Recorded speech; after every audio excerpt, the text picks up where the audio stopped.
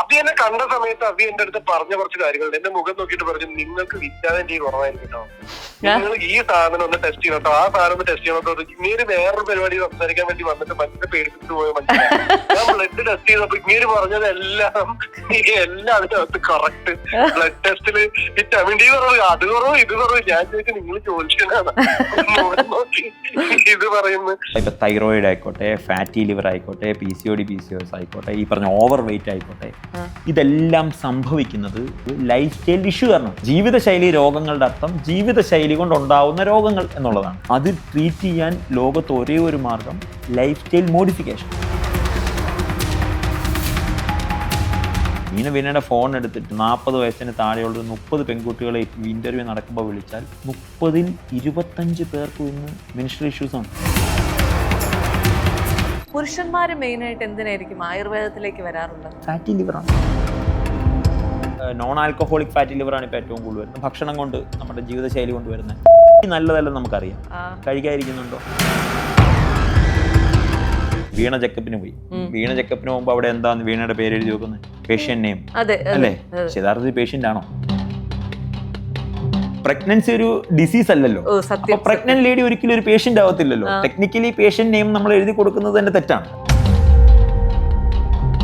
ഇപ്പൊ പ്രധാനപ്പെട്ട കേരളത്തിലെ എല്ലാ അലോപ്പതി ഹോസ്പിറ്റലുകൾക്കും ആയുർവേദ ബ്രാഞ്ചുണ്ട്. ആയുർവേദം വേണ്ടാത്തതാണെങ്കിൽ, ഈ പറഞ്ഞ പോസ്റ്റ് നാറ്റൽ കെയർ ആവശ്യമില്ലാത്തതാണെങ്കിൽ അവർ തുടങ്ങണ്ടല്ലോ. ചിക്കൻ ബോക്സ് തുടങ്ങുമ്പോഴേ നമുക്ക് ഇംഗ്ലീഷ് മരുന്ന് കഴിച്ച് അതിനെ മൊത്തമായിട്ട് അങ്ങ് ശമിപ്പിച്ച് കളയാം. പക്ഷേ നമ്മൾ ആയുർവേദത്തിലേക്ക് വന്നു കഴിയുമ്പോഴത്തേക്കും ഇത് മുഴുവൻ, ഈ മരുന്ന് കഴിച്ചത് മുഴുവൻ ദേഹത്തായതിനു ശേഷമേ ഇത് പൂർണ്ണമായും മാറുകയുള്ളൂ എന്ന് പറയും. ചിക്കൻ ബോക്സ് കുരു വന്ന് പോകുന്നതാണോ നല്ലതെന്നാണോ നിങ്ങളുടെ മനസ്സിലുള്ളത്, അതോ അത് വരുമ്പോഴേ ഇങ്ങനെ ഇല്ലാതാക്കുന്നതാണോ നല്ലതെന്നാണോ മനസ്സിലുള്ളത്? എന്റെ മനസ്സിലുള്ളത് വരുമ്പോഴേ ഇല്ലാതാക്കുക എന്നുള്ളതാണ്. അതാണ് നമ്മളുടെ ഒരു പ്രശ്നം. വീണയെ റെപ്രസെന്റ് ചെയ്യുന്നത് എനിക്ക് തോന്നുന്നു ഇന്നത്തെ കാലഘട്ടമാണെന്നാണ് ഞാൻ വിശ്വസിക്കുന്നത്. നമ്മുടെ ശരീരത്തിൽ വേണ്ടാത്ത ടോക്സിൻസിന്റെ പുറത്തേക്ക് വരുന്ന ഒരു പ്രക്രിയയാണ് ചിക്കൻ ബോക്സ്. അത് പുറത്തേക്ക് വരേണ്ടതാണ് വീണ. ശരിക്കും ശരീരം ആഗ്രഹിക്കുന്നതെല്ലാം പുറത്തു വരണം എന്നാണ്. അതാണ് നാച്ചുറോപ്പതി ആഗ്രഹിക്കുന്നത്, അതാണ് ആയുർവേദം ആഗ്രഹിക്കുന്നത്. കഴിഞ്ഞ ദിവസം ഒരു മെസ്സേജ് വന്നു, ഡോക്ടർ എൻ്റെ ചേട്ടൻ്റെ മോളെ പട്ടി കടിച്ചു, കുഴപ്പമൊന്നുമില്ലായിരുന്നു, പോയി ഇഞ്ചക്ഷൻ എടുത്തു, ഇപ്പോൾ വീണ്ടും ആ കുട്ടി പട്ടിയുടെ പോലെ കുറച്ച് സിംറ്റംസ് കാണിക്കുന്നു. അതായത് ഇങ്ങനെ 4 കാലിൽ നടക്കുന്നു, എന്തെങ്കിലും ചെയ്യാൻ പറ്റുമോ, ആത്മീയരോട്ട് കൊണ്ടുവന്നു. നമുക്കറിയില്ല. ചെയ്യാൻ പറ്റാത്തത് ചെയ്യാൻ പറ്റത്തില്ലെന്ന് തന്നെ പറഞ്ഞിട്ടുണ്ട്. അത് പറഞ്ഞുകൊണ്ടേയിരിക്കും. ചെയ്യാൻ പറ്റുന്നതേ പറയാറുള്ളൂ, അത് ചെയ്യുകയും ചെയ്യും.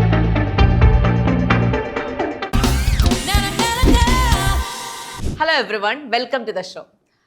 ഒരു സ്ത്രീ അവർ പ്രഗ്നന്റ് ആയി എന്നറിയുമ്പോൾ ഈ ഒരു ജനറേഷൻ പരിശോധിച്ച് കഴിഞ്ഞാൽ നമുക്ക് എല്ലാവർക്കും ആദ്യം ഏത് ഹോസ്പിറ്റൽ തിരഞ്ഞെടുക്കും എന്ന് ആഗ്രഹിക്കുന്ന പോലെ, അല്ലെങ്കിൽ ആലോചിക്കുന്ന പോലെ തന്നെ അതിന് വളരെ പാരലായിട്ട് ആലോചിക്കുന്ന ഒരു കാര്യമാണ് ഒരു പോസ്റ്റ് ഡെലിവറി ആയുർവേദ ട്രീറ്റ്മെന്റുകൾ ഏത് ഹോസ്പിറ്റലിലായിരിക്കും അല്ലെങ്കിൽ ഏത് ക്ലിനിക്കിലായിരിക്കും ഏറ്റവും നല്ലത് കിട്ടുക, അല്ലെങ്കിൽ അതിന് എത്ര ദിവസം നമ്മൾ സ്പെൻഡ് ചെയ്യേണ്ടി വരും, ഇത്തരം കാര്യങ്ങളൊക്കെ. അപ്പോൾ പ്രഗ്നൻസിയോടനുബന്ധിച്ചുള്ള ആയുർവേദ ട്രീറ്റ്മെന്റുകൾ, ആ സമയത്ത് കഴിക്കേണ്ട ഭക്ഷണം, ഇത്തരം കാര്യങ്ങളെക്കുറിച്ചെല്ലാം ഒരു ആയുർവേദ ഡോക്ടർ കൃത്യമായി മറുപടി പറയുമ്പോൾ അത് കേട്ടിരിക്കാമല്ലോ അല്ലേ? Let's welcome Abhijith Karma. Welcome to the show. Thank you. ഇപ്പോൾ പ്രഗ്നന്റ് ആയി എന്നറിഞ്ഞപ്പോൾ എനിക്ക് ആദ്യ മാസം തൊട്ട് നടുവേദന, കാലുവേദന, കൈവേദന, ഇതിനൊക്കെ ആയുർവേദത്തിൽ പോം വഴികളുണ്ടോ? തീർച്ചയായിട്ടും. പ്രഗ്നൻസി എന്നുള്ളത് ഒരു വലിയ യാത്രയാണ്. നമ്മൾ പ്രഗ്നന്റ് ആയിട്ടിരിക്കുമ്പോൾ തന്നെ നമ്മളുടെ ബേബിയെ നമ്മൾ ടേക്ക് കെയർ ചെയ്യാൻ ശ്രമിക്കുക എന്നുള്ളതാണ് ബേസിക്കലി ചെയ്യേണ്ടത്. അത് ഫിസിക്കൽ ഹെൽത്തും മെൻ്റൽ ഹെൽത്തും ഒരുപോലെ പ്രാധാന്യമുള്ളതാണ്. ഫിസിക്കൽ ഹെൽത്തിലാണ് നമ്മൾ എന്തൊക്കെ ഭക്ഷണം കഴിക്കണം എന്നുള്ളത്. ഇപ്പോൾ നമ്മൾ പൊതുവേ ഈ ഒരു പ്രഗ്നൻസി ടൈമിനെ 3 ട്രൈമസ്റ്റർ ആയിട്ട് നമ്മൾ തിരിക്കും. First trimester, second trimester, third. ഇപ്പോൾ വീണയൊക്കെ ഉള്ളത് സെക്കൻഡ് ട്രൈമസ്റ്ററിലാണ്. അപ്പോൾ ആദ്യത്തെ ഒരു ട്രൈമസ്റ്ററിൽ നമ്മൾ കുറച്ചുകൂടി ശ്രദ്ധിക്കാൻ പറയും. കാരണം അബോർഷൻ ആവാനുള്ള സാധ്യത, അല്ലെങ്കിൽ കുഞ്ഞിൻ്റെ ആ ഒരു ക്രിയേഷൻ നടക്കുന്ന ഏറ്റവും പ്രധാനപ്പെട്ട സമയമാണ്. ആ സമയത്ത് ഭക്ഷണം വളരെ വളരെ പ്രധാനപ്പെട്ടതാണ്. ഒരു തരത്തിലുള്ള പാക്ക്ഡ് ഫുഡുകളും നമ്മൾ കഴിക്കാതെ കൂടുതലും നമ്മൾ വീട്ടിലുണ്ടാക്കുന്ന ഹോം കുക്ക്ഡ് ആയിട്ടുള്ള ഭക്ഷണം കഴിക്കാനാണ് പറയുക. ഇപ്പം സെക്കൻഡ് ട്രൈമസ്റ്ററിൽ എത്തുമ്പോൾ കുറച്ചുകൂടി നമുക്ക് ഫ്രീ ആണ്. ഫോർവേഡ് ബെൻഡിങ് ഒഴിച്ച് ബാക്കിയുള്ള എക്സസൈസുകൾ ചെയ്യാം. നമ്മൾ കുറച്ചുകൂടി ഹെൽത്തി ആവണം. മെൻ്റൽ ഹെൽത്ത് കുറച്ചുകൂടി നന്നായിട്ട് മെയിൻറ്റെയിൻ ചെയ്യണം. തേർഡ് ട്രൈമസ്റ്ററിൽ കുറച്ചുകൂടി നമ്മൾ സീരിയസ് ആയിട്ട് കാര്യങ്ങൾ നോക്കണം എന്നുള്ളതാണ്. ഈ സമയത്തൊക്കെ നമ്മൾ കോമൺ ആയിട്ട് ശ്രദ്ധിക്കേണ്ട കുറച്ച് കാര്യങ്ങൾ, ഒന്ന് ന്യൂട്രീഷനാണ്. ഭക്ഷണത്തിൽ വേണ്ട ഫൈബർ ഉണ്ടാവണം, നല്ല ഫാറ്റ് ഉണ്ടാവണം, പ്രോട്ടീൻ കൂടുതലായിരിക്കണം, കാർബ് ആവശ്യത്തിനേ എടുക്കാൻ പാടുള്ളൂ. പണ്ട് നമ്മളൊക്കെ കേട്ടൊരു സാധനമുണ്ട്, നീ ഒരാൾക്ക് ഭക്ഷണം കഴിച്ചാൽ പോരാ, നീ 2 പേർക്ക് ഭക്ഷണം കഴിക്കണം. അതെ അതെ സത്യം. അല്ലേ? അങ്ങനെ ഒന്നുമില്ല കേട്ടോ. അതൊക്കെ വളരെ തെറ്റായ കൺസെപ്റ്റാണ്. നമ്മൾ നോർമലി നമ്മുടെ ശരീരത്തിന് വേണ്ട ആഹാരം കൊടുത്താൽ അത് ശരീരത്തിന് അറിയാം how to separate and how to give എന്നുള്ളത്.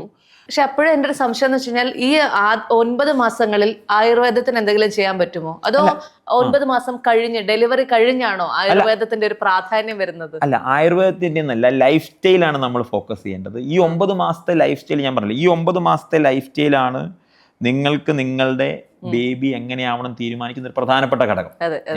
ഇപ്പം ഞാൻ എപ്പോഴും പറയുന്നത്, യഥാർത്ഥത്തിൽ ഈ നമ്മൾ കുട്ടിയുണ്ടായി 5 വയസ്സായി കഴിയുമ്പോൾ ഇന്ന് കൊച്ചിയിലെ ഏറ്റവും നല്ല സ്കൂളിൽ ഏറ്റവും വില കൂടിയ നമ്മൾ ഫീസൊക്കെ ഉള്ള സ്കൂളിൽ നമ്മൾ കുട്ടിയെ വിടുക എന്നുള്ളത് എന്നെ സംബന്ധിച്ചിടത്തോളം ഞാൻ വിശ്വസിക്കുന്നത് അത് കതിരിൽ കൊണ്ട് വളം വെക്കുന്നതിന് തുല്യമാണ്. കാരണം നിങ്ങളുടെ കുട്ടി എങ്ങനെയാകണമെന്ന് ഓൾറെഡി ഏകദേശം ഒരു സംഭവം നിങ്ങൾ തന്നെ ചെയ്തു വെച്ചിട്ടുണ്ട്. അത് സെക്ഷൽ ഇന്റർകോഴ്സ് മുതൽ തുടങ്ങുന്ന ഒരു യാത്രയാണ്. അതിൽ ഏറ്റവും പ്രധാനപ്പെട്ട സമയമാണ് ഈ 9 മാസം എന്നുള്ളത്, ഈ പ്രഗ്നൻസി ടൈം. അതിൽ ആയുർവേദമോ നാച്ചുറോപ്പതിയോ എന്നുള്ളതല്ല, മറിച്ച് നമ്മുടെ ലൈഫ് സ്റ്റൈലിനാണ് ഏറ്റവും വലിയ ഘടകമുള്ളത്. നമ്മൾ ജസ്റ്റ് നമ്മൾ പറയില്ല, നമ്മളിപ്പോൾ ചെക്കപ്പിന് പോയി, വീണ ചെക്കപ്പിന് പോകുമ്പോൾ അവിടെ എന്താ വീണയുടെ പേര് എഴുതി വെക്കുന്നത്? പേഷ്യന്റ് നെയിം അല്ലേ? യഥാർത്ഥത്തിൽ പേഷ്യന്റ് ആണോ? അല്ലല്ല. പ്രഗ്നൻസി ഒരു ഡിസീസ് അല്ലല്ലോ. അപ്പൊ പ്രഗ്നന്റ് ലേഡി ഒരിക്കലും ഒരു പേഷ്യന്റ് ആവത്തില്ലല്ലോ. ടെക്നിക്കലി പേഷ്യന്റ് നെയിം നമ്മൾ എഴുതി കൊടുക്കുന്നത് തന്നെ തെറ്റാണ് അല്ലേ? ശരിക്കും ചിന്തിച്ചാൽ നമ്മൾ വർക്ക് ചെയ്യുന്നത് പലപ്പോഴും അല്ലെങ്കിൽ 99% ഇവിടുത്തെ ഗൈനക്കോളജി ഡോക്ടേഴ്സുമായിട്ട് അസോസിയേറ്റ് ചെയ്താണ്. കാരണം അവർ നമ്മളോട് കൃത്യമായിട്ട് പറയുന്നുണ്ട്, ഈ സമയത്ത് നിങ്ങൾക്ക് പല ഡെഫിഷ്യൻസികൾ ഉണ്ടാവാൻ സാധ്യതയുണ്ട്. ആ ശരീരത്തിന് കൃത്യമായ ഡയറ്റ്, കൃത്യമായ എക്സസൈസ്. ഫസ്റ്റ് ട്രൈമസ്റ്ററിൽ വീണ ചെയ്യേണ്ട എക്സസൈസുകളോ യോഗയോ ആയിരിക്കില്ല സെക്കൻഡിൽ ചെയ്യേണ്ടത്. അത് കഴിഞ്ഞ് ലാസ്റ്റ് ട്രൈമസ്റ്ററിൽ ചെയ്യേണ്ടത് അതായിരിക്കില്ല. അപ്പോൾ ആ സമയത്ത് എന്തൊക്കെ ചെയ്യണം, അത് ഓൺലൈനായിട്ട് നമ്മൾ ഡയറ്റ് കൊടുക്കും. പ്രധാനപ്പെട്ട ഡയറ്റാണ്. ആ ഭക്ഷണ ക്രമീകരണം നമ്മൾ നിയന്ത്രിക്കുക. കൃത്യമായി ചെക്കപ്പുകളോടൊപ്പം നിങ്ങളുടെ ഡയറ്റ് കൃത്യമായി നോക്കുക. കൃത്യമായി നിങ്ങൾ എക്സസൈസുകൾ, വേണ്ട എക്സസൈസുകൾ, അത് 100% നമ്മളുടെ ഡെലിവറിയുടെ സമയത്തും നമ്മളുടെ കുട്ടിയിലും റിഫ്ലക്റ്റ് ചെയ്യും. ആ ഒരു കുട്ടിയെ ടേക്ക് കെയർ ചെയ്യാൻ വേണ്ടി ഈ 9 മാസം നമ്മൾ നമ്മളുടെ ഭക്ഷണവും നമ്മളുടെ എക്സസൈസും നമ്മളുടെ മെൻ്റൽ ഹെൽത്തും, ഏറ്റവും പ്രധാനപ്പെട്ട മെൻ്റൽ ഹെൽത്താണ്. ഈ മെൻ്റൽ ഹെൽത്ത് മെയിൻറ്റെയിൻ ചെയ്യുക എന്നുള്ളത് വളരെ പ്രധാനപ്പെട്ടതാണ്. അതിന് ആയുർവേദത്തിനും നാച്ചുറോപ്പതിക്കൊക്കെ വലിയ പങ്കുണ്ട്. എന്താ അപ്പൊ ഈ പ്രീ നേറ്റൽ ആയുർവേദിക് കെയർ എന്ന് പറഞ്ഞു കഴിഞ്ഞാൽ എന്തൊക്കെ കാര്യങ്ങളായിരിക്കും? അപ്പൊ വീണ പ്രഗ്നന്റ് ആവുന്നു, വീണയ്ക്ക് അറിയാവുന്ന വേറെ വീണയുടെ ഫ്രണ്ടും പ്രഗ്നന്റ് ആവുന്നു. നിങ്ങൾക്ക് 2 പേർക്കും വേണ്ട ഫുഡ് ഒന്നായിരിക്കില്ല. അല്ല, സത്യം. മനസ്സിലായില്ലേ? വീണയുടെ സിംറ്റംസ് പലതായിരിക്കും അല്ലേ? വീണയ്ക്കുള്ളത് ഓവറായിട്ടുള്ള വൊമിറ്റിംഗ് ആയിരിക്കും, അല്ലെങ്കിൽ വീണയ്ക്ക് ഓവറായിട്ട് ടയർഡ്നെസ് ആയിരിക്കും. പക്ഷെ നിങ്ങൾ നിങ്ങളുടെ ഫ്രണ്ടിനോട് സംസാരിക്കുമ്പോൾ ഇതൊന്നും ആയിരിക്കില്ല. അവർ ചിലപ്പോൾ ഇതിലൂടെ ഒന്നും കടന്നു പോവാതെ പ്രഗ്നൻസി കഴിഞ്ഞ് വരുന്ന ഒരു ഇത്. അപ്പോൾ ഓരോ പ്രഗ്നന്റ് ലേഡീനെയും ഓരോരുത്തരെയും കണ്ട് നമ്മൾ ഓൺലൈൻ ആണെങ്കിലും കൺസൾട്ട് ചെയ്ത് അവർക്ക് വേണ്ട ലൈഫ് സ്റ്റൈൽ മോഡിഫിക്കേഷൻ പറഞ്ഞു കൊടുക്കുക എന്നുള്ളതാണ് ഈ പ്രീനാറ്റൽ കെയറിൽ നമ്മൾ ചെയ്യുന്നത്. അതെ. പക്ഷേ ഞാനിപ്പോൾ ശ്രദ്ധിച്ചൊരു കാര്യം, കഴിഞ്ഞ ഒരു 2-3 വർഷമായിട്ടാണ് ഈ ഡെലിവറി കഴിഞ്ഞാൽ ഉടൻ ആയുർവേദ ചികിത്സയ്ക്ക് പോകുന്ന ആ ഒരു ട്രെൻഡ് ഭയങ്കര കോമൺ ആയത്. അങ്ങനെ ഡോക്ടർക്ക് തോന്നിയിട്ടുണ്ടോ, അതോ ഇത് പണ്ടേ ഉള്ള കാര്യമാണ്, ഞങ്ങൾക്ക് അറിഞ്ഞു തുടങ്ങിയതിന്റെ ഡിലേ ആയതാണോ? ഇപ്പൊ നമ്മളിത് കൂടുതൽ അറിയാൻ കാരണം സോഷ്യൽ മീഡിയയുടെ ഒക്കെ ഓവറായിട്ടുള്ള പ്രസൻസ് കൊണ്ട് എല്ലാവരും ഇപ്പോ എല്ലാ വീഡിയോയും സോഷ്യൽ മീഡിയ വരുന്നതുകൊണ്ടാണ് ഇപ്പോൾ ഇതൊരു ട്രെൻഡായി മാറുന്നതെന്നാണ് ഞാൻ വിശ്വസിക്കുന്നത്. ഇത് നേരത്തെ ഉള്ളതാണ്. നമ്മളുടെ അച്ഛനും അമ്മയൊക്കെ ഇതുണ്ട്. അപ്പോൾ വീട്ടില് അതിനൊരു സയന്റിഫിക് സൈഡ് എത്രമാത്രം ഉണ്ടായിരുന്നു എന്നുള്ളതാണ് ചോദ്യം. കാരണം നമ്മളുടെയൊക്കെ അച്ഛനും അമ്മയും നമ്മളെ പ്രസവിച്ചു കഴിയുമ്പോൾ ഒരാൾ കുളിപ്പിക്കാൻ വരും. അത് നമ്മുടെ നാട്ടിലുള്ള ഏതെങ്കിലും ഒരു ചേച്ചിയായിരിക്കും. ആ ചേച്ചി 7 ദിവസം വന്നൊരു പാവിരിച്ചിട്ട് നല്ലോണം നമ്മളെ തിരുമ്മി കുളിപ്പിക്കുന്ന ഒരു പതിവുണ്ട് നേരത്തെ. ഇതിനെ സയന്റിഫിക് ആയിട്ട് കുറച്ചുകൂടി ഇപ്പോൾ അപ്രോച്ച് ചെയ്യുന്നുണ്ട് എന്ന് ഞാൻ വിശ്വസിക്കുന്നു. അതായത് നിങ്ങൾ ആ കുളിപ്പിക്കുന്നതിന് മുമ്പ് ഒരു ഡോക്ടറെ കൺസൾട്ടേഷനോട് കൂടി ഡോക്ടർ പറഞ്ഞതിനനുസരിച്ച് ചിലപ്പോൾ ചിലർക്ക് അത്രയും ഫോഴ്സ് വേണ്ടി വരില്ല.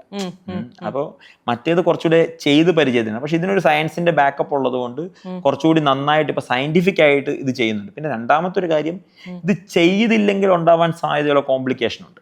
ഇപ്പൊ നമ്മൾ ഈ ആഫ്റ്റർ പ്രഗ്നൻസി, ഈ പ്രഗ്നൻസി പോസ്റ്റ് കെയർ ചെയ്തില്ലെങ്കിൽ പിന്നീട് കുറച്ച് വർഷം കഴിയുമ്പോൾ ഉണ്ടാവാനുള്ള ബോഡി പെയിനുള്ള സാധ്യത, ഉണ്ടാവാൻ ഇൻഫ്ലമേഷനുള്ള സാധ്യത, അങ്ങനെയുള്ള കാര്യങ്ങൾ കുറച്ചുകൂടി അങ്ങനെയുള്ള കേസുകൾ ഞാനിപ്പോൾ ട്രീറ്റ് ചെയ്യുന്നുണ്ട്. പക്ഷേ ഡോക്ടറെ, എപ്പോഴും ഞാനൊരു സംശയം പറയട്ടെ. അതായത് നമ്മളിപ്പോൾ ഈ ഡെലിവറി കഴിഞ്ഞ ഒരു ലേഡിക്ക് നമ്മൾ കഷായം കൊടുക്കുന്നു, അരിഷ്ടം കൊടുക്കുന്നു, ഇങ്ങനെയൊക്കെയുള്ള കുറേ വെണ്ണ കൊടുക്കുന്നു, നെയ്യ് കൊടുക്കുന്നു, അങ്ങനെയൊക്കെ കുറേ കാര്യങ്ങൾ കഴിക്കണമെന്നൊക്കെ ഈ പ്രായമായ അമ്മമാരോ അല്ലെങ്കിൽ അത്തരത്തിലുള്ള ആളുകളൊക്കെ പറഞ്ഞ് ഞാൻ കേൾക്കാറുണ്ട്. പക്ഷേ നമ്മളിത് ഗൈനക്കിൻ്റെ അടുത്തേക്ക് ചെല്ലുമ്പോൾ, ഒരു പ്രോപ്പർ ഇംഗ്ലീഷ് ഗൈനക് ഡോക്ടറെ അടുത്തേക്ക് ചെല്ലുമ്പോഴത്തേക്കും ഇതൊക്കെ അനാവശ്യമാണ്, ഇതിന്റെ ഒന്നും ഒരു ആവശ്യമില്ല എന്ന് പറയുന്നത്. അപ്പൊ ഇതിന് ആകെ കൺഫ്യൂസ്ഡ് ആണ്, ഇത് ചെയ്യണോ വേണ്ടയോ എന്താണ്. അപ്പൊ ഡോക്ടറുടെ ഒരു ആയുർവേദ ഡോക്ടറുടെ അഭിപ്രായം എന്തായിരിക്കും? അല്ല, ഇതൊരു ചോദ്യമാണ്. കാരണം നമുക്ക് അത് 100% ഇതിനെ അക്സെപ്റ്റ് ചെയ്യുന്ന, ഇതിന്റെ പ്രാധാന്യം അറിയുന്ന ഗൈനക്കിന്റെ ഡോക്ടേഴ്സ് ഇവിടെ ഉണ്ട്. അതിനെ അവർ അക്സെപ്റ്റ് ചെയ്യുന്നത്. കാരണം അതുകൊണ്ടാണ് ഈ അലോപ്പതി ഹോസ്പിറ്റലുകൾക്ക് തന്നെ ഇപ്പൊ ആയുർവേദ ബ്രാഞ്ച് വരുന്നത്. അത് ശരിയാണ് അല്ലേ?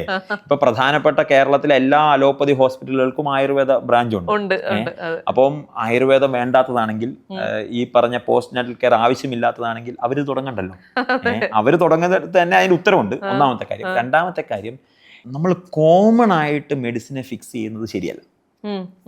ആര് പ്രസവിച്ചാലും ഇന്ന മരുന്ന്, ആര് പ്രസവിച്ചാലും ഇന്ന കഷായം, അതില്ല, അത് തെറ്റാണ്. പക്ഷെ നേരെ മറിച്ച് നമ്മളുടെ കണ്ടീഷൻ അനുസരിച്ച്, നമ്മളുടെ വെയിറ്റ് അനുസരിച്ച്, നമ്മളുടെ ഹെൽത്ത് അനുസരിച്ച് നമ്മൾക്കത് തീരുമാനിക്കാം. അത് തീരുമാനിച്ചിട്ട് അതിനെ നമ്മൾ യെസ് പറയാം. ഈ ഓൺലൈൻ കൺസൾട്ടേഷൻ എന്ന് പറയുമ്പോൾ ഇപ്പോൾ ആത്മയിൽ ഏറ്റവും കൂടുതൽ കൊടുക്കുന്നത് ഓൺലൈൻ കൺസൾട്ടേഷൻ ആണല്ലോ. അപ്പോൾ ഓൺലൈൻ കൺസൾട്ടേഷൻ എത്രമാത്രം എഫക്റ്റീവ് ആയിരിക്കും? അതായത് ഒരു പ്രത്യേകിച്ച് നമ്മൾ ഈ പ്രഗ്നൻ്റ് ഒക്കെ ആയിരിക്കുന്ന സമയത്ത് എന്ന് പറഞ്ഞു കഴിഞ്ഞാൽ നമ്മുടെ മൂഡ് സ്വിങ്സും കാര്യങ്ങളൊക്കെ അതിഭീകരമായിരിക്കുമല്ലോ. അപ്പോൾ ആ സമയത്തൊക്കെ 2 ദിവസം കഴിയുമ്പോഴത്തേക്ക് ഇതൊന്നും നോക്കണ്ട എന്നൊക്കെ പറഞ്ഞ് പോകാനുള്ള ഒരു ഓൺലൈൻ ആകുമ്പോഴത്തേക്കും അത് പാലിക്കപ്പെടാതിരിക്കാനുള്ള സാധ്യതകൾ കൂടുതലുണ്ടോ? എനിക്ക് കുറച്ചുകൂടി പോസിറ്റീവായിട്ടാണ് ഓൺലൈനെ പറ്റി തോന്നുന്നത്. കാരണം നിങ്ങളൊരു ഹോസ്പിറ്റലിൽ പോയി ഇപ്പോൾ പ്രഗ്നൻസി കെയർ പാക്കേജ് എന്ന് വിചാരിച്ചോളൂ, അത് ഓൺലൈനായിട്ടാണ് നമ്മൾ ചെയ്യുന്നത്. 9 മാസമുണ്ട്. നിങ്ങളൊരു ഹോസ്പിറ്റലിൽ പോയി 9 മാസം എല്ലാ ദിവസവും നിങ്ങൾക്ക് കാര്യങ്ങൾ നോക്കാൻ പറ്റുമോ? പറ്റത്തില്ല. പക്ഷെ ഓൺലൈനിന്റെ ഗുണം, നിങ്ങളെ ഞങ്ങളുടെ ഡോക്ടേഴ്സ് ശല്യം ചെയ്തുകൊണ്ടേയിരിക്കും. എല്ലാ ദിവസവും നിങ്ങളുടെ പുറകെ ആ ഡോക്ടേഴ്സ് ഉണ്ടാവും. അത് ആഴ്ചയിൽ ഒന്ന് നോക്കിയിട്ട് ഇനി 2 ആഴ്ച വന്ന് കണ്ടോളൂ എന്നല്ല. എല്ലാ ദിവസവും പുറകെ പോകണം. എല്ലാ ദിവസവും നിങ്ങളുടെ പുറകെ നിന്ന് ഇന്ന് ഈ ഭക്ഷണം കഴിച്ചോ, ഇന്ന് ഈ എക്സസൈസ് ചെയ്തോ, നിങ്ങൾ ഭക്ഷണം കഴിച്ചതിന്റെ ഫോട്ടോ അവർക്ക് അയച്ചു കൊടുക്കണം. അയച്ചു കൊടുത്താൽ ഡോക്ടർ ആയിരിക്കും വിളിക്കുന്ന, സ്റ്റാഫ് അല്ല. അപ്പോ ഓൺലൈൻ എനിക്ക് കുറച്ചുകൂടി എൻ്റെ ആത്മയുടെ അനുഭവത്തിൽ നിന്ന് കുറച്ചുകൂടി ഫോളോ അപ്പ് ചെയ്യാനും കുറച്ചുകൂടി അവരുടെ പുറകെ നിൽക്കാനും ഈസി ആയിട്ടുള്ള ഒരു ടൂൾ ആയിട്ടാണ് തോന്നിയത്. കാരണം ഓഫ്ലൈനിൽ അത് പ്രാക്ടിക്കലി അത്ര പോസിബിൾ അല്ല. ആണോ? അപ്പൊ ഈ സ്ത്രീകളൊക്കെ ഇങ്ങനെ വരുമ്പോഴത്തേക്കും, ഈ പ്രത്യേകിച്ച് പ്രഗ്നന്റ് ആയിട്ടുള്ള സ്ത്രീകൾ പറയുന്ന ഏറ്റവും വലിയ കൺസേൺ എന്താണ്? ഒന്ന് മെന്റൽ ഹെൽത്ത് ആണ്. നിങ്ങൾ മാക്സിമം സ്ട്രെസ് ഫ്രീ ആയിരിക്കുക എന്നുള്ളതാണ്. കാരണം എല്ലാത്തിൻ്റെയും ടെൻഷൻ എടുക്കാൻ ഏറ്റവും കൂടുതൽ ഇഷ്ടപ്പെടുന്നത് സ്ത്രീകളാണ്. അത് ഭർത്താവ് പിണങ്ങിയാൽ ഉൾപ്പെടെ വീട്ടിലുള്ള എന്ത് കാര്യത്തിനും സ്ട്രെസ്. അപ്പോൾ ഞങ്ങൾ ഏറ്റവും കൂടുതൽ ഈ പ്രഗ്നൻസി കെയർ പാക്കേജിൽ ഫോക്കസ് ചെയ്യുന്നത് നിങ്ങളുടെ മെന്റൽ ഹെൽത്തിനാണ്. 2, നമുക്ക് ഭയങ്കരമായി ക്രേവിങ് ഉണ്ടാവാൻ സാധ്യതയുള്ള സമയമാണ്. നമുക്ക് സ്നാക്സ് കഴിക്കാൻ ക്രേവിങ് ഉണ്ടാവും, ഫ്രൈഡ് ആയിട്ടുള്ള കാര്യങ്ങൾ കഴിക്കാൻ ക്രേവിങ് ഉണ്ടാവും. അപ്പോൾ അത് കഴിക്കാതെ ഈ വെജിറ്റബിൾസോ അല്ലെങ്കിൽ ഹോം മെയ്ഡ് ആയിട്ടുള്ള ഭക്ഷണം കഴിക്കുന്നതിൻ്റെ പ്രാധാന്യം പറഞ്ഞ് മനസ്സിലാക്കുക എന്നുള്ളതാണ് സ്ത്രീകളുമായിട്ട് കമ്മ്യൂണിക്കേറ്റ് ചെയ്യുമ്പോൾ ഏറ്റവും വലിയ ചലഞ്ച്, അല്ലെങ്കിൽ ഏറ്റവും നമ്മൾ സമയം എടുക്കുന്നതിന് വേണ്ടി. പണ്ടൊക്കെ നമ്മൾ ആയുർവേദം കഴിക്കുമ്പോഴത്തേക്കും വണ്ണം വെക്കുന്നു എന്നുള്ള ടെൻഷനായിരുന്നു. ഇപ്പോൾ പ്രഗ്നൻസി കഴിഞ്ഞ വണ്ണം കുറയ്ക്കാൻ വേണ്ടിയിട്ടാണ് നമ്മൾ ആയുർവേദ ഡോക്ടറുടെ അടുത്തേക്ക് ചെല്ലുന്നത്, അല്ലെങ്കിൽ ഈ ട്രീറ്റ്മെന്റുകൾ എടുക്കുന്നത്. ഇതെങ്ങനെ ഇത്രയും വലിയൊരു ഷിഫ്റ്റ് സംഭവിച്ചേ? ഒന്ന്, ഈ നമുക്ക് ഇത് കൺസെപ്റ്റേ മാറി. കാരണം പണ്ട് ഇപ്പോൾ ഒരു കുട്ടി ഒരു നോർമൽ ബോഡി ആയിട്ട് വന്നാൽ നമ്മൾ പറയുന്നത് അയ്യോ അവനെന്ത് ക്ഷീണിച്ചായിരിക്കുന്നത്. അപ്പേ നമ്മൾ പണ്ട് ഏറ്റവും നല്ല കുട്ടി, ഒരു വീട്ടിലൊരു കുട്ടി വരുമ്പോൾ അവനെ കാണുന്ന കൺസെപ്റ്റ് ഏറ്റവും വണ്ണമുള്ള അല്ലെങ്കിൽ ഉരുണ്ട് വരുന്ന കുട്ടിയാണ്, അവൻ നല്ല മിടുക്കനാണ് എന്നാണ് നമ്മളുടെ തീരുമാനം. അതിന്ന് നമ്മുടെ സൊസൈറ്റിക്ക് ഒരു അവയർനെസ് വന്നിട്ടുണ്ട്, അതല്ല എന്നുള്ളത്. അത് നമ്മൾക്ക് മാത്രമല്ല എല്ലാവർക്കും ഉള്ളൊരു അവയർനെസ് ആണ്. അതുകൊണ്ടാണ് എല്ലാവർക്കും അറിയാം എന്ത് പ്രഗ്നൻ്റ് ആകുമ്പോൾ നമ്മൾ കുറച്ച് വെയിറ്റ് ഗെയിൻ ചെയ്യും എന്നുള്ളത്. അതിനുശേഷം ആ ഗെയിൻ ചെയ്യുന്ന വെയിറ്റ് നമ്മുടെ ലൈഫ് ലോങ് കൊണ്ടു നടക്കാനുള്ളതല്ല എന്നുള്ള ബോധ്യം നമ്മുടെ സമൂഹത്തിന് വന്നിട്ടുണ്ട്. അതുകൊണ്ടാണ് പ്രഗ്നൻസി കഴിഞ്ഞാൽ 1 ഇയർ കഴിയുമ്പോൾ വന്നിട്ട് വെയിറ്റ് കുറയ്ക്കുക, 6-7 കിലോ കുറച്ച് ഒന്ന് ഹെൽത്തി ആവുക.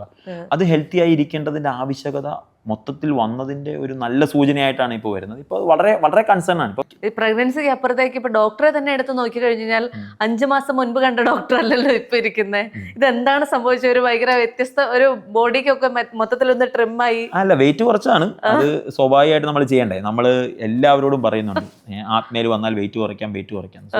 അത് ഇപ്പോൾ ചിലരൊക്കെ ചോദിച്ചു എന്നാൽ പിന്നെ ഡോക്ടർക്ക് വെയിറ്റ് കുറച്ച് കാണിക്കാവോ എന്നൊരു ചോദ്യം ഉണ്ടല്ലോ. അപ്പൊ ആ ചലഞ്ച് അക്സെപ്റ്റ് ചെയ്തതാണ്. ഇപ്പൊ 2-2.5 മാസമായിട്ട് നമ്മളിങ്ങനെ വെയിറ്റ് ഒരു 10 കിലോ കുറച്ചു. അതിങ്ങനെ 2.5 മാസം കൊണ്ട് 2.5 മാസം കൊണ്ട് അത് എല്ലാവർക്കും കുറയ്ക്കും. ഇത് ഞാൻ പറഞ്ഞത് ഞാൻ എപ്പോഴും പറയുന്നതാണ്, ഈ ആത്മയിലെ ഡോക്ടേഴ്സിനോ മാജിക്കോ മന്ത്രോ കൂടവത്രോ ഒന്നുമില്ല.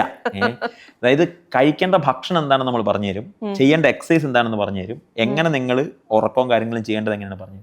ഈ 3 കാര്യം പറഞ്ഞു തരുമ്പോൾ എല്ലാവർക്കും ഉണ്ടാവാൻ സാധ്യതയുള്ള മാറ്റം മാത്രമേ എനിക്കും ഉണ്ടായിട്ടുള്ളൂ. അല്ലാതെ എനിക്ക് സ്പെഷ്യലായിട്ട് ഒരു മാറ്റവും ഇല്ല. അത് എല്ലാവർക്കും സംഭവിക്കുന്നതാണ്.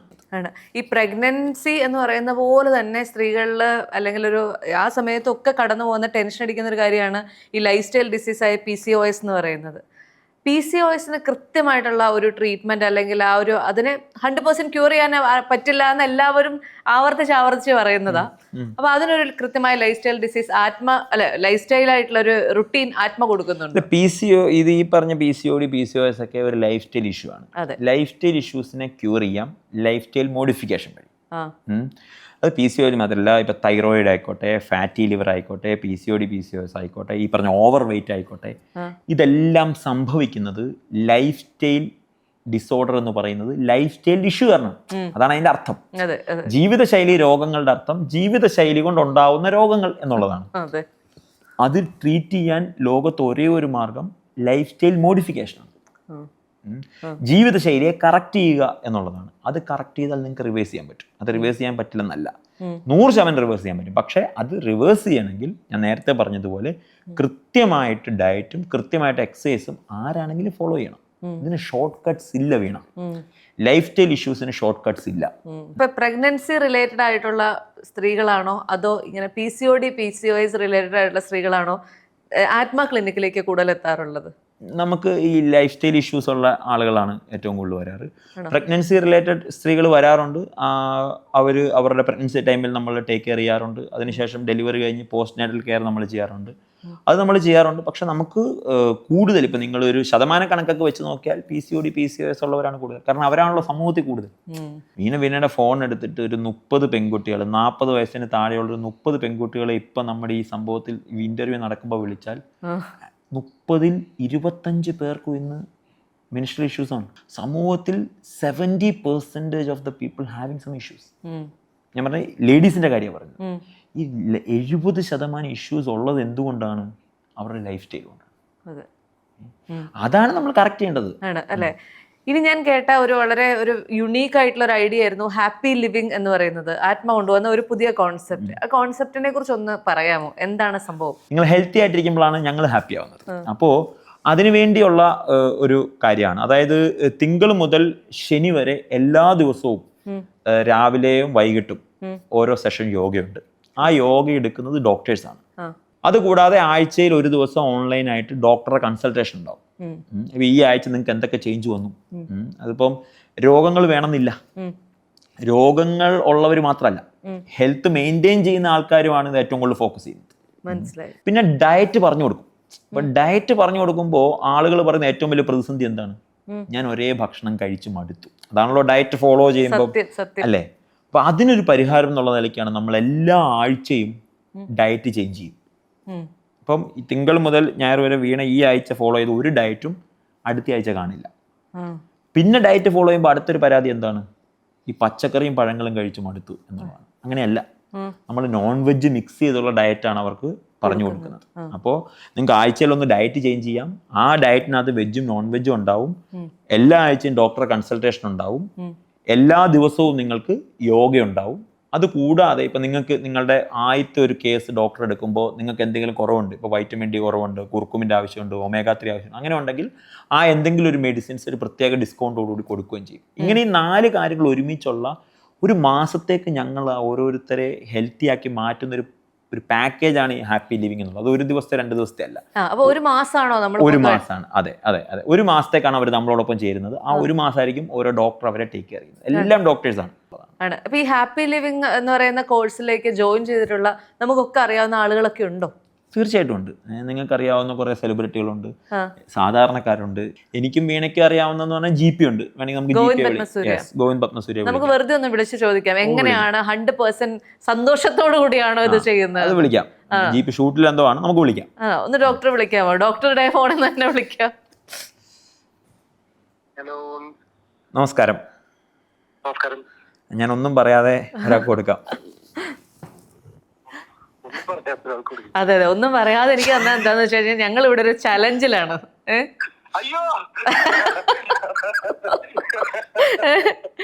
അഭിജിത്ത് ഡോക്ടർ പറഞ്ഞു ഹാപ്പി ലിവിംഗ് ചെയ്യുന്ന 2 പേരാണ് ഗോപിക അനിലും ഗോവിന്ദ് പത്മസൂര്യയും. അവരെ വിളിച്ച് ചോദിച്ചു കഴിഞ്ഞാൽ നമുക്ക് കൃത്യമായി ടെസ്റ്റ് മണി കിട്ടുമെന്ന് പറഞ്ഞു. ലൈവ് പോയിക്കൊണ്ടിരിക്കുകയാണ്. അതെ അതെ അതെ. സത്യസന്ധമായി GP പറയൂ, ഈ സംഭവം എത്ര കാലമായി ഫോളോ ചെയ്യുന്നു? ഇത് സത്യം പറഞ്ഞു കഴിഞ്ഞാൽ അബിയെ പരിചയപ്പെട്ട മുതൽ ഫോളോ ചെയ്യുന്നുണ്ട്. ബേസിക്കലി എന്താന്ന് വെച്ച് കഴിഞ്ഞാൽ ഇതിന്റെ ഹാപ്പി ലിവിങ്ങിന്റെ ഒരു സംഭവമായിട്ട് എനിക്ക് തോന്നിയ ഒരു സംഭവം എന്താന്ന് വെച്ച് കഴിഞ്ഞാൽ, ഇപ്പൊ എനിക്കൊക്കെ ഇങ്ങനത്തെ കൃത്യമായിട്ടുള്ള ഡയറ്റ് ഫോളോ ചെയ്യുക, കൃത്യമായിട്ട് വർക്കൗട്ട് എന്നുള്ളതിന്റെ എന്റെ ഏറ്റവും വലിയ ചാലഞ്ച് എന്താ വെച്ചാൽ, നമ്മൾ ഓരോ സമയത്ത് ഓരോ സ്ഥലത്താണ്. ഇപ്പൊ ഞാൻ ഗോവയിലാണ്, ഷൂട്ട് പരിപാടികളായിട്ട് വന്നിരിക്കുകയാണ്. ഒരാഴ്ച മുമ്പ് കാർവാറിലായിരുന്നു, അതിന് മുമ്പ് കൊച്ചിയിലായിരുന്നു, അതിന്റെ മുമ്പ് ട്രിവാൻഡ്രത്തായിരുന്നു. അപ്പൊ ഇങ്ങനെ വരുമ്പോ നമുക്ക് ഒരു സ്ഥലത്ത് പോയി കൃത്യമായിട്ട് വർക്കൗട്ട് ചെയ്യുക, നമുക്ക് ഒരേ വീട്ടിലുണ്ടാക്കിയ ഒരേ പാറ്റേണിൽ നമുക്ക് ഭക്ഷണം കഴിക്കുക, ഇത് ഭയങ്കര ബുദ്ധിമുട്ടാണ്. അപ്പൊ അങ്ങനത്തെ സമയങ്ങളിൽ ഇവരെ പോലെ ഇങ്ങനെ കൃത്യമായിട്ട് നമുക്ക് ബേസിക്കലി ഒരു കോച്ച് ഉണ്ടെങ്കിൽ, അല്ലെങ്കിൽ ഒരു ട്രെയിനർ ഉണ്ടെങ്കിൽ, അല്ലെങ്കിൽ നമ്മളെ പുഷ് ചെയ്യാനും ഗൈഡ് ചെയ്യാനും ഒരാളുണ്ടെങ്കിൽ നമ്മളിത് ചെയ്യും.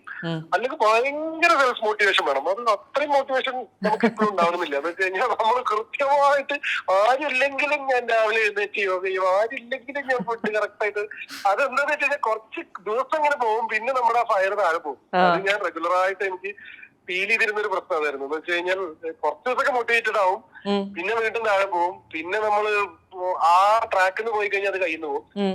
അങ്ങനത്തെ സ്ഥലത്ത് ഈ ഒരു സംഭവം വളരെ ഗുണമാണ്. നമ്മൾ എവിടെയാണെങ്കിലും ഇവര് ഓൺലൈനാണ്, ഇപ്പൊ എന്നെ പിടിച്ച പോലെ ഒരു കോൾ എവിടെയാണല്ലോ, ഇറ്റ്സ് ഈവൻ മോർ പ്രാക്ടിക്കൽ. അതുകൊണ്ട് ഈ സാധനം അതാണ് എനിക്ക് ഇതിനകത്ത് തോന്നിയ ഏറ്റവും വലിയ ഗുണം. GP എത്ര കാലമായിട്ട് ഇത് ഫോളോ ചെയ്യുന്നുണ്ട്? ഞാനിപ്പോ അബീനെ കണ്ടതിന് ശേഷം അത് ശരി, ഒരു 3 months ആയിട്ട് ഫോളോ ചെയ്യുന്നുണ്ടോ? 3 months കൂടുതലുണ്ട്. അബി എന്നെ കണ്ട സമയത്ത് അബി എന്റെ അടുത്ത് പറഞ്ഞ കുറച്ച് കാര്യങ്ങളുണ്ട്. എന്റെ മുഖം നോക്കിയിട്ട് പറഞ്ഞു, നിങ്ങൾക്ക് വിറ്റാമിൻ ഡി കുറവായിരിക്കും കേട്ടോ, നിങ്ങൾ ഈ സാധനം ഒന്ന് ടെസ്റ്റ് ചെയ്യണോ, ആ സാധനം ഒന്ന് ടെസ്റ്റ് ചെയ്യണോ. ഇങ്ങനെ വേറൊരു പരിപാടി സംസാരിക്കാൻ വേണ്ടി വന്നിട്ട് മനുഷ്യനെ പേടിപ്പിച്ചിട്ട് പോയ മനസ്സിലായി. ഞാൻ ബ്ലഡ് ടെസ്റ്റ് ചെയ്തപ്പോ ഇങ്ങനെ പറഞ്ഞത് എല്ലാം അതിനകത്ത് കറക്റ്റ്.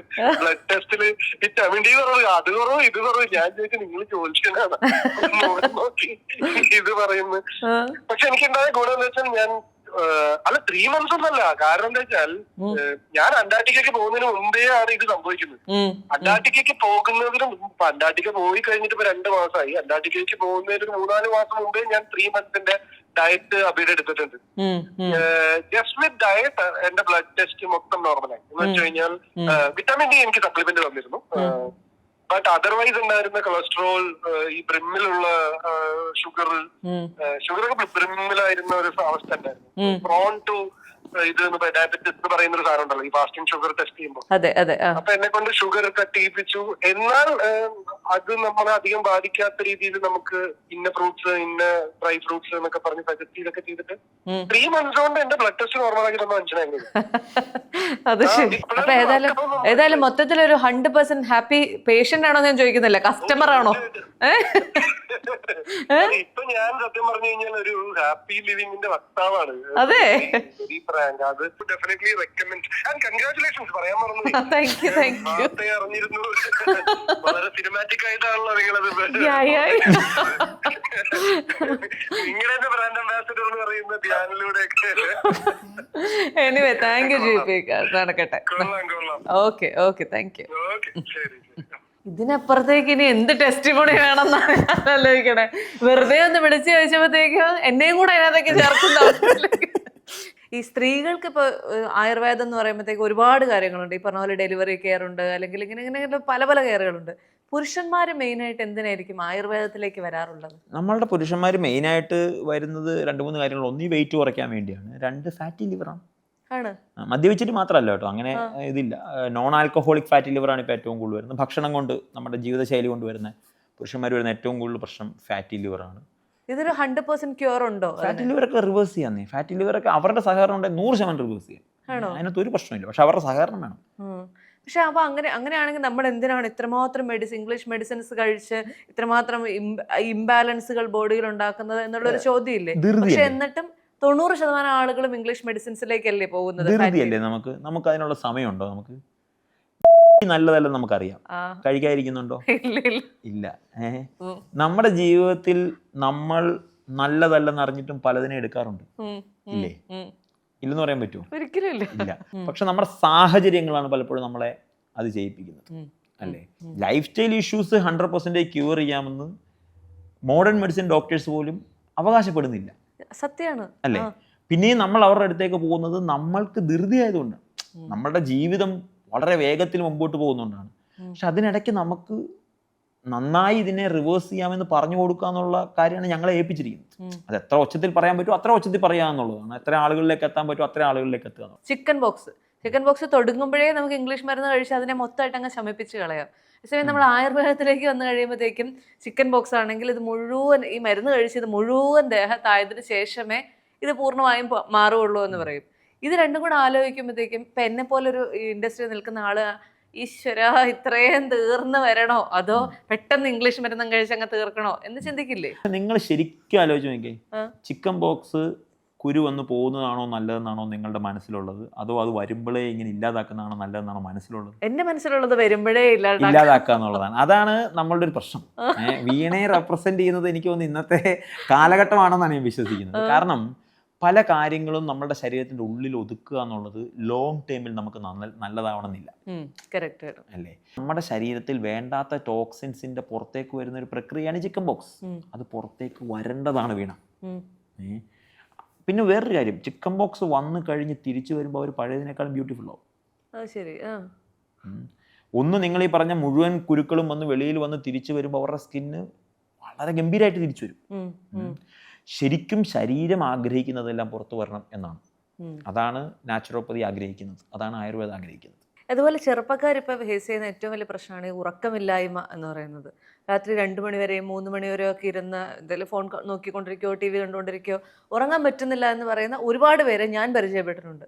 ഇതിന് ഒരു മറുപടി ഉണ്ടോ ആയുർവേദത്തിൽ? എപ്പോഴും പറയുന്നതാണ്, കണ്ണിന്ന് കണ്ണീര് വീഴുമ്പോൾ കണ്ണീര് തുടച്ചു കളയുക എന്നുള്ളത് എന്താണ്? ഉറക്ക ഗുളിക കൊടുക്കുക എന്നുള്ളതാണ്. കരട് വീണിട്ടുള്ള കണ്ണീര് വരുന്നത് കരടെടുത്ത് കളയുക എന്നുള്ളത് എന്താണ്? കാരണം കണ്ടുപിടിക്കുക എന്നുള്ളതാണ്. മനസ്സിലായില്ലേ? നമ്മുടെ കണ്ണിലൊരു കരട് വീട് കണ്ണീര് വീഴുമ്പോൾ കണ്ണീര് തുടച്ചു കളയാൻ നമുക്ക് പല മാർഗങ്ങളുണ്ട്. കരടെടുത്ത് കളയുക എന്നുള്ളതാണ് നമ്മളുടെ ശരിക്കുള്ള ധർമ്മം. അപ്പൊ ഈ ഉറക്ക ഇല്ലായ്മയുടെ കാരണം എന്താണ്? നിങ്ങൾക്ക് ഹോർമോണലായിട്ടുള്ള ഇഷ്യൂ ആണോ, അതല്ല സ്ട്രെസ്സാണോ, സൈക്കോളജിക്കലാണോ, ഫിസിക്കലാണോ?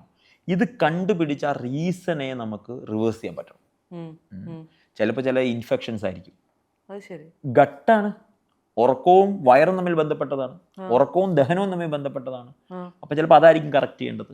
അല്ലെങ്കിൽ ആവശ്യമില്ലാത്ത സ്ട്രെസ് ആയിരിക്കും, അല്ലെങ്കിൽ വൈറ്റമിൻ ഡി ഡെഫിഷ്യൻസി ആയിരിക്കും, നമ്മുടെ ബ്ലഡിൽ എന്തെങ്കിലും ചേഞ്ച് ഉണ്ടോ. അപ്പോൾ ആ റീസൺ കണ്ടുപിടിച്ച് അതിനെ പരിഹരിച്ചാൽ ഈ ഉറക്കമില്ലായ്മ പരിഹരിക്കാൻ പറ്റും. കാരണം ഉറക്കമില്ലായ്മ എന്നുള്ളൊരു പെർമനന്റ് അവസ്ഥയല്ല, അത് നമുക്ക് എവിടെയോ വെച്ച് ഉണ്ടായതാ അല്ലേ? അതെ അതെ, സത്യം. നമ്മൾ ഉറങ്ങിക്കൊണ്ടിരുന്നതാണല്ലോ, നമ്മൾ എവിടെയോ വെച്ചാണ് നമുക്ക് ഈ ഉറക്കമില്ലായ്മ വന്നത്. അത് കാരണം കണ്ടുപിടിക്കുന്നത്. നോമോഫോബിയ എന്നുള്ള ഒരു പ്രശ്നമുണ്ടല്ലോ, അതായത് നോ മൊബൈൽ ഫോബിയ. അത് ശരി, മൊബൈൽ മാറ്റി വെക്കാൻ പറ്റാത്ത. അത് ശരിയാണ്, എനിക്കൊക്കെ ഉണ്ടല്ലേ? ഇടയ്ക്കിടയ്ക്ക് ഒന്ന് നോക്കണം. ആരും വിളിച്ചില്ലെങ്കിലും ആരും മെസ്സേജ് അയച്ചില്ലെങ്കിലും ചുമ്മാ ഒന്ന് നോക്കണം. അതൊരു ഇഷ്യൂ ആണ്, അതൊരു പ്രശ്നമാണ്. അപ്പൊ അങ്ങനത്തെ കുറച്ച് ഇഷ്യൂസ് ഉണ്ടാവുന്നുണ്ട്. അതിനെയൊക്കെ നമ്മൾ പ്രാക്ടീസ് കൊണ്ട് മാറ്റി വെക്കുക എന്നുള്ളതാണ്. സ്ക്രീൻ ടൈം കുറയ്ക്കുക എന്നുള്ളതാണ്. ഇപ്പൊ നമ്മുടെ ഫോണിന്റെ സ്ക്രീൻ ടൈം നോക്കുമ്പോൾ 5 മണിക്കൂറും 6 മണിക്കൂറും ആകെ 24 മണിക്കൂറാണ് നമുക്ക് കിട്ടുന്നത്. അപ്പൊ നമ്മുടെ ജീവിതത്തിൽ ഒരു ദിവസം നമ്മൾ കൃത്യമായിട്ട് എത്ര സമയം ഉപയോഗിക്കുന്നുണ്ടെന്നുള്ള ചോദ്യം സത്യം അല്ലേ? അത് വളരെ യാഥാർത്ഥ്യമാണ്. ഇപ്പൊ നമ്മളുടെ ഈ ഇന്റർവ്യൂ കാണുന്നവർ അവരുടെ ഈ വീഡിയോ ഒന്ന് മിനിമൈസ് ചെയ്ത് സ്ക്രീൻ ടൈം എടുത്ത് നോക്കിയാൽ അവർ തന്നെ ഞെട്ടിപ്പോകും. അത് ശരി. കഴിഞ്ഞ തവണ ഡോക്ടറുടെ ഇന്റർവ്യൂ എടുത്തപ്പോൾ ഏറ്റവും കൂടുതൽ ആളുകൾ വിമർശന പോലെ പറഞ്ഞിരുന്ന ഒരു കാര്യമാണ് സോറിയാസിസ് പൂർണ്ണമായും മാറ്റാനാകുമെന്ന് പറയുന്നത് ഒരു മിഥ്യാധാരണ മാത്രമാണെന്നുള്ളത്. ഞാൻ ഇത്തവണ വീണ്ടും ചോദിക്കുകയാണ്, സോറിയാസിസ് പൂർണ്ണമായും മാറ്റാൻ? ഇന്റർവ്യൂ കണ്ടിട്ട് എൻ്റെ അടുത്ത് വന്ന് മാറിപ്പോയ പേഷ്യൻസ് ആണ് ആ വിമർശനങ്ങൾക്ക് ഉത്തരം. ഞാൻ അന്നും പറഞ്ഞ എന്താണ് ഇന്നും പറയുന്നത്, സോറിയാസിസ് നിങ്ങളുടെ പ്ലേറ്റിൽ നിന്ന് വരുന്ന ഒരു പ്രശ്നമാണ്. ആ പ്ലേറ്റിൽ നിന്നുള്ള പ്രശ്നത്തിന് പരിഹരിക്കാൻ നിങ്ങളുടെ പ്ലേറ്റ് ആണ് തീരുമാനം എടുക്കേണ്ടത്. നിങ്ങളുടെ ഗട്ടിലെ ബാക്ടീരിയയുടെ അബ്നോർമാലിറ്റീസ് ആണ് സോറിയാസിസ് ഉണ്ടാക്കുന്നത്. അതിനെ റിവേഴ്സ് ചെയ്യാം. അതിനെ വിമർശിക്കുന്നവർക്ക് അവരുടെ അടുത്തുള്ള ഒരു സോറിയാസിസ് പേഷ്യൻ്റ് നമ്മുടെ അടുത്തോട്ട് പറഞ്ഞു കൊടുക്കുക എന്നുള്ളതാണ് ഉത്തരം. അത് നമ്മൾ അവർക്ക് റിവേഴ്സ് ചെയ്ത് കൊടുക്കും. കാരണം ഇത് റിവേഴ്സ് ചെയ്യാൻ പറ്റും. ഞാൻ പറഞ്ഞില്ലേ, അന്നും അഭിജിത്തോ നാച്ചുറോപ്പതിയോ ആത്മയോ ഒന്നും മാജിക് ചെയ്യുന്നല്ല. അത് ആർക്കും ചെയ്യാം സർ. അത് കൃത്യമായിട്ട് അതിൻ്റെ സയൻസ് മനസ്സിലാക്കി അതൊരു ഫങ്ഷണൽ മെഡിസിനിലൂടെ അതിനെ റിവേഴ്സ് ചെയ്യുക എന്നുള്ളത് പോസിബിൾ ആണ്. നമ്മൾ ചെയ്തുകൊണ്ടിരിക്കുന്നതാണ്, നമ്മൾ ചെയ്തുകൊണ്ടേയിരിക്കുമെന്ന് തീരുമാനിച്ച കാര്യമാണ്. സോറിയാസിസ് ഒരു റിവേഴ്സ് ചെയ്യാൻ പറ്റുന്ന കാര്യമാണ്. ഞാൻ അഭിജിത്ത് ഡോക്ടറിൽ മനസ്സിലാക്കിയ ഒരു കാര്യം എന്താണെന്നറിയോ?